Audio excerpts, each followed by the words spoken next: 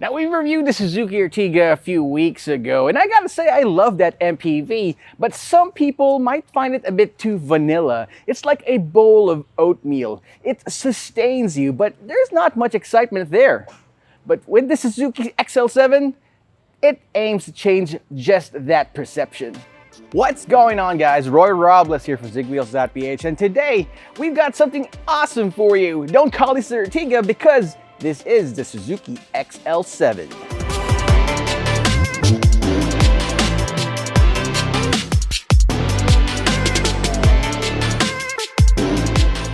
Now, first things first, I want to talk about the Suzuki Vitara. A year ago, we reviewed that crossover SUV, and that was Suzuki's top dog in that segment. But unfortunately, a couple of months ago, Suzuki Philippines has discontinued the run of the Vitara, and now, for better or for worse, the Suzuki XL7 now is the top dog. Now, don't get me wrong, the Suzuki XL7 might look like the Suzuki Ertiga, but Suzuki Philippines is definitely marketing this as a completely different platform. From what you can see here, although it shares the same body style, the entire front is completely different. It still shares the same short hood right here, but from what you can see here, the headlamps are different, the hood is different, the bumpers and the front fenders certainly don't share the same components with the Ertiga. And don't call this an MPV, guys. Suzuki calls this their own crossover SUV, and I think it's got a case for it. First of all, it's got 200 millimeters of ground clearance as compared to the 180 on the Suzuki Ertiga. Also, in this one, you got full LED headlamps, but the fog lamps stay halogen. Now, the grille also features a completely different design. Instead of a sleek one, you've got a more protruding one right here, giving it a more macho appeal. You've got this skid plate design at the bottom and black plastic cladding that houses those fog lamps. You also got a beasting antenna up front right there. But hey, I love the overall look of the Suzuki XL7. Gives it a more intimidating look, especially going down the road. Now, Suzuki as a brand loves doing callbacks to its old, retro, classic SUVs, and the Suzuki XL7 is certainly no exception. Up front right here by the hood, by the front fender, you've got this black plastic strip that kind of resembles those old SUVs that I mentioned, like the Vitara, the Jimny. They've got this strip right up front, setting it apart from the different other SUVs. I think it's a great look, especially on this car. Now, here's the thing about the XL7.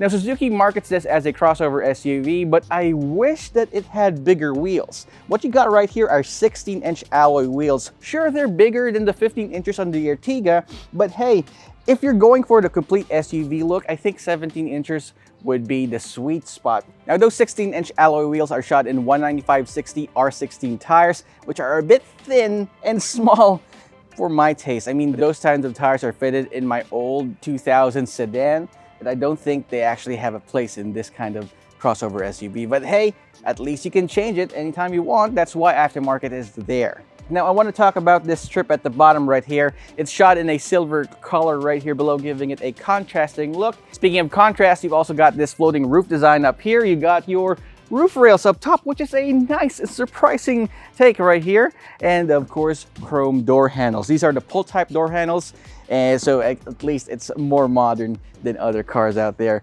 These black plastic claddings are certainly a nice look. Plus, look at that. You got those wrap around tail lamps at the back, which we'll be seeing later on as we walk around the vehicle. I like how this looks. This is probably my favorite part of the vehicle, the side profile, apart from those 16-inch wheels.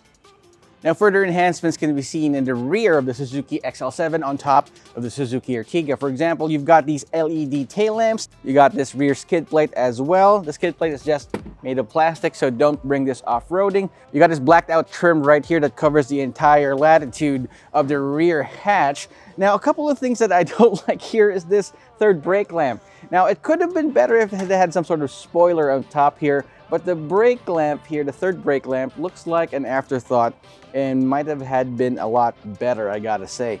You also got a rear backup camera right here, which is a nice touch. It's definitely clean. I like how it looks, and it looks modern as well. Just don't look at that third brake lamp as much.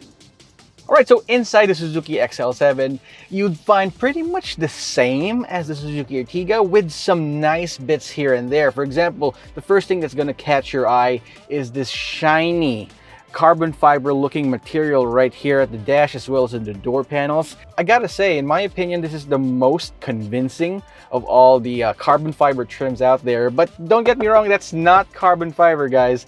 It's just a plastic bit that wants to look like carbon fiber. But hey, at least it adds more style, more classiness in the interior that I really love. You got your D-shaped steering wheel right here, which is odd because when you turn the steering wheel, it looks like it's off center, but that's because of the shape of the steering wheel. The steering wheel has your volume button as well as your call buttons right here that looks like paddle shifters, and it's a really nice touch. It's a simple look, but the thing about the wheel is that it's only adjustable for rake and not reach. You also had this start-stop button. Now, I don't remember the Suzuki Jimny or the Ertiga having that, and it's a nice touch. So it's got 6 speakers, which is nice, and it's powered by a 10-inch touchscreen infotainment system, which thankfully has Android Auto and Apple CarPlay. Now, the touch sensitivity is good, but the refresh rate of the screen can use some work. Now, below that, you've got your automatic climate control. It's just a single zone automatic climate control. But hey, at least you've got automatic climate control, right? And you'd rarely see that in a car in this price point. Now, right below, you got your cup holders. Those cup holders are actually ventilated. You got cold air blasting through that, so you can keep your cold drinks cool and your warm drinks cool as well. Now, here's the thing about the front dash. I love how manufacturers would integrate the air con vents here, the louvers, to the actual dash itself instead of having to put pods in it. If you remember some of the reviews of more modern cars out there, that is a design language that is more than welcome in my book. So yeah, you got your switches here for your stability control, your parking sensors, just good, and the gauge cluster. All right, let's talk about that gauge cluster. The gauge cluster is actually colored here. It has a two-tone look to it, red, black, and that silver trim around for the bezels. In here, you'd find this screen where you find all your driving details there as well. It also has a torque and horsepower meter there, as well as some sort of graph to check out what is working as of right now. So if you step on the pedal right here, you can see the accelerator moving up, and with the brake, you can see the brake there as well. If you're a data nerd like me or a numbers nerd, you like that, but I'd rather keep it in the fuel gauge or fuel economy meter there. All right, so in a nutshell, hard black plastics everywhere, but it's nicely sculpted. You got air cons in the cup holders, great space, but again, just a few things, a few concessions that you might have to live with, especially at this price point. Now, in the back here, you'd see Suzuki's bread and butter. It's definitely very comfortable, very spacious, and I loved how the Suzuki Ertiga was, and I'm glad that they carried over a lot of the interior amenities right here in the XL7. For example, you got your bottle holder right here, which holds this huge bottle here. No problems. You got your map pockets, and you've got a 12-volt socket. There are no USB ports here or any aircon vents at the bottom, but you do get them up top. But at least you got a 12-volt socket to put all of your accessories right there. You'd probably prefer a 12-volt socket because you can put one of those fast chargers that can actually help with your rear passengers. You don't have a huge center tunnel. It's almost flat, so you can definitely fit 3 people here. And the seats, check this out. They actually are adjustable. You can go forward and back to help those guys in the back, or if you need as much space as you can fold it real back here. It's definitely very comfortable in the back here. Again, as I mentioned, you've got these vents up top, which blows some of the cold air from the front all the way right here. The headrests are really big. They're really nice and padded, so if you want to relax all the way to where you need to go, you can certainly do that. The seats, the material right here is nice, actually. You've got your leather inserts there, but you've got this material here that is definitely cooler than most leather materials, especially in our hot tropical country, so you'd want to have this. Plus, it helps you with, if your driver is starting to have a little bit more fun in the XL7, it keeps you in place nice. So in a nutshell, you've got a lot of space here in the second row seats and great amenities. But let's check out the rear. I know this is a 7-seater and you probably want to see me torture myself in this one. So let's adjust this. Let's go ahead in the back and see what's what. So in order to get into the third row, it's pretty easy. You'll have to pull on this latch below the second row seats. So you can fold it down like so, and then slide this forward, giving you this step right here to get to the back.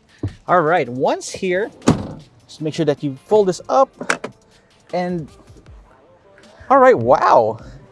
There's a lot of leg room here, especially for a 7-seater SUV or crossover. And even for some MPVs, I don't find myself very comfortable in the back. But here, there's some semblance of comfort. You got a lot of room for your feet, your knees, but headroom can use a little bit of work. Now, a little caveat though, is that because I entered here by sliding the seats forward, I got some extra room. So let's go ahead and bring someone to the second row, let them sit comfortably, and see how that works for me. Yeah, all right, so it definitely works. Even with this 6-footer in front of me, I'm 5'10.5" by the way, I still have a lot of room for me here in the back for my legs. Now this is just, you can just sit 2 people in the back here, but even if you put 2 of me here, it's gonna tax the vehicle and the engine though. But hey, it's really good. You got a bottle holders in each side, you got a 12-volt socket there. It's all good.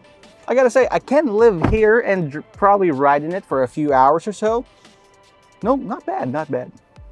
Now we've established that you've got a lot of room inside for passengers, but how about your luggage, your cargo?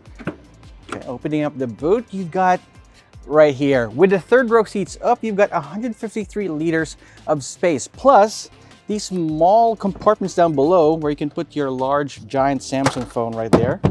Easy. And if you fold these seats down,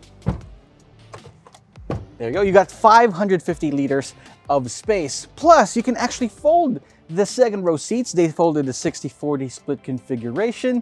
It gives you 803 liters of space. Now, pickup truck owners might say, I've got more space than that, but they don't have a roof on top. But does it drive well? Let's check that out. All right, so we're behind the wheel of the Suzuki XL7. Now, first impressions here is that it's definitely got more to offer than what the spec sheet on paper suggests. Under the hood, you've got a 1.5-liter naturally aspirated 4-cylinder engine that makes 103 horsepower and 138 Newton meters of torque. Like I said, on paper, that doesn't seem much, but in real life, yeah, it's not much either. But I gotta say, it's adequate, yeah? And at this price point and the market of the Suzuki XL7, adequate is what you're gunning for. All right, so putting the power to the front wheels is a 4-speed traditional automatic transmission. And yep, you do have the option to select a lower gear, like here number 2 or L for low gear, but there's no manual mode here. But it's definitely tame, it's definitely controllable. So in terms of steering and handling, the steering is a bit vague, but despite the lack of road feel, it's pretty much direct. It's electronically powered, which further adds to the fuel economy and makes it easier to drive, especially in tight spaces. You've got a McPherson strut setup up front and a torsion rear bar suspension, which is not something that you would want, especially when you're attacking corners, but it's something that you would appreciate, especially for a family car like this. So putting the gear shifter on D right there, acceleration is just brisk, but you can hear the engine. If you can hear that, you can hear the intake and the engine definitely working hard for you to get to the speed you want it to. So if you're wondering if you can bring this uphill or send this to Baguio with your family, 5 in the back, yes, you can definitely do that, but you have to temper your expectations. Now, there's been a lot of talk about the Suzuki XL7 being, well, sharing the same platform with the Suzuki Ertiga. Is it an MPV? Or is it, as Suzuki Philippines claims, a crossover SUV? Well, I gotta say, with the 200mm ground clearance or ride height, it definitely makes a good case to be a SUV. To be an SUV, of course. Certainly drives like one. Because of the extended ride height, it's a bit wallowy inside, and it's tuned more for comfort. It can be stiff as well compared to Suzuki Ertiga. It's a much stiffer ride, but it's not at all uncomfortable. Noise, vibration, and harshness is certainly kept at a minimum. The only noise you'd be hearing is from the engine doing its work. Vibration, well, since it's a 4-cylinder engine, it's kept at a minimum. And harshness, it's almost non-existent. The only thing that's harsh about this, the ride inside the Suzuki XL7, is again the engine noise, which is definitely acceptable in my books. Now, for what it's worth, despite the so-called lackluster engine power, it definitely makes up for it in fuel economy. So in the city, despite heavy traffic, I still was able to get 10 to 11 kilometers per liter. And that's nothing short of phenomenal, especially for a crossover SUV. Once you open up on the highway though, yeah, it gets even better. 16 to 17 kilometers per liter. That's crazy. I mean, you wouldn't be expecting that from a car this big. Probably wouldn't be expecting that in a smaller compact hatchback. But this, something you can sit 7 people in, plus their cargo, that's phenomenal. Safety features include dual airbags up front, ABS with electronic brake force distribution. It also has stability control, parking sensors, and a rear backup camera. So you also have ISOFIX tethers inside to keep your kids safe. But apart from all that, from the aforementioned details, it's fairly standard. I really wish it could have had more. I mean, it's 2022. And for your crossover SUVs, you'd really appreciate a 360-degree camera, front parking sensors or front cameras as well, and even speed sensing door locks, which this does not have. You'll have to manually operate your door locks as so, like so. So if you've forgotten to lock your doors, that might not be optimum for safety. But it is what it is. At least it's got stability control. It's something extra, but I wish it had more. Pricing for the Suzuki XL7 starts at 1,138,000 pesos, which puts it at an interesting position. On one hand, it undercuts most of its MPV crossover 7-seater rivals, but also on the other hand, it's more expensive than most entry-level MPVs out there. But you gotta ask yourself, what are your priorities when you're shopping around for an MPV or a crossover SUV that has 7 seats? Does power mean a lot to you? Does safety features? Or is it the bang for your buck that you're looking for? I think that the Suzuki XL7 does not tick all of the boxes, but it gets pretty darn close. That's what makes it a really compelling buy, in my opinion. And with the demise of the Suzuki Vitara, this just makes the Suzuki XL7 the top dog in terms of crossover SUVs in Suzuki's lineup. So that's it for the Suzuki Ertiga, folks. What do you think? Leave us a comment in the comment section down below. But here are a couple of things I find a bit iffy about it, and 3 things that I really love. So here's the first thing that I find a little bit quirky about the Suzuki Ertiga. Despite its size, it definitely lacks a bit of acceleration from its 1.5-liter naturally aspirated engine. It only makes about 103 horsepower and 136 Nm torque. But again, on the highway, don't expect to leave a lot of people in the dust. The second thing I say could be better are the safety features. Sure, it has dual front airbags, it's got stability control, but I wish it kind of had a 360-degree camera, more airbags, and more safety features. But again, you get what you get at this price point. The third thing I don't like about the XL7 are those alloy wheels. Sure, they're 16 inches and are a bit bigger than the Ertigas, but they could be better. 17 inches would really fill those wheel wells good. Now here are the 3 things that I love about the XL7. Now I said that the acceleration could do some work, but because of that lack of acceleration, you do get great fuel economy. 10 kilometers per liter in the city with heavy traffic and 16 kilometers per liter on the highway is nothing short of phenomenal, especially for a large crossover such as this. So yeah, if you're thinking about saving a couple of bucks in the fuel pump, this might be your next best bet.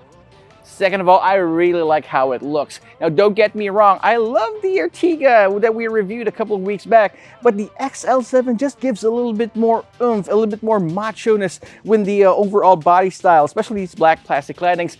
You know, black plastic landing is definitely a 4-letter word for me, especially with crossovers like this, but I like how it's been implemented right here in the XL7.